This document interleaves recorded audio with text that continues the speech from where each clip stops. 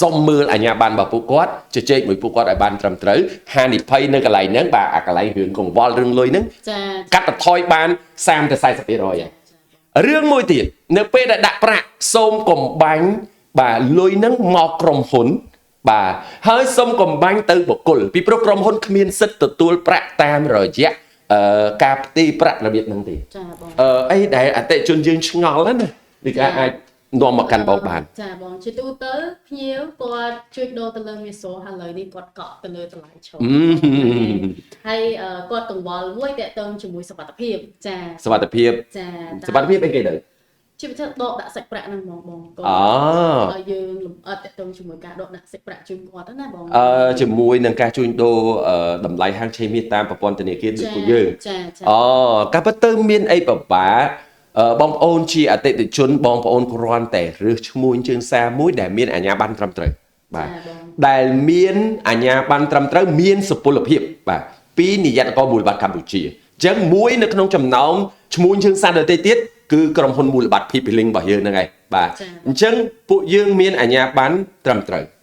ទី2គឺត្រូវរើសអ្នកប្រឹក្សាយោបល់សិនមុនទៅដល់អាកន្លែងដាក់លុយដកលុយត្រូវរើសអ្នកប្រឹក្សាយោបល់សិនអញ្ចឹងអ្នកប្រឹក្សាយោបល់របស់អ្នកទាំងអស់គ្នានឹងមានគុណវុឌ្ឍិមានអាជ្ញាប័ណ្ណដែរអត់ចា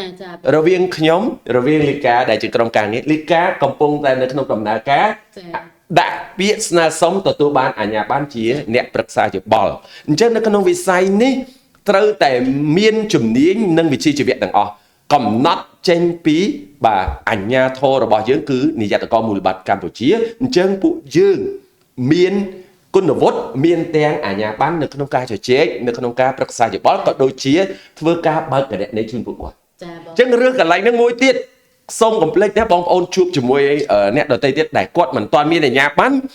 ជួនកាលគាត់ជាអ្នកសម្របសម្រួលឲ្យភ្នាក់ងារឈ្មោះជើងសារអញ្ចឹងត្រូវសួររកថានរណាទេដែលគាត់ជាភ្នាក់ងារបាទដែលគេហៅថាប្រឹក្សាយោបល់របស់ខ្ញុំដែលមានគេហៅថាច្បាប់ធានាថាអាចសញ្ញេទៅលើកិច្ចសន្យាបាទគណនីជួញដូររបស់បងប្អូនត្រូវរកអាហ្នឹងឲ្យឃើញបាទអញ្ចឹងកន្លែងហ្នឹងត្រូវតែដឹងឲ្យច្បាស់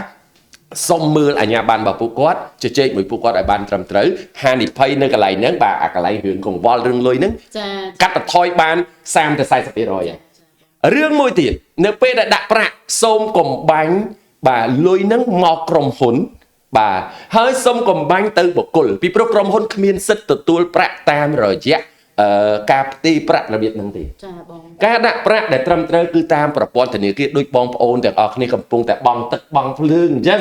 បាទគឺគេមានបាទបើនៅ ABA គឺមានជាភ្នាក់ងាររក្សាទូទាត់ផាត់ទាត់សាច់ប្រាក់របស់អតិថិជនយើងមាន app ចូលមក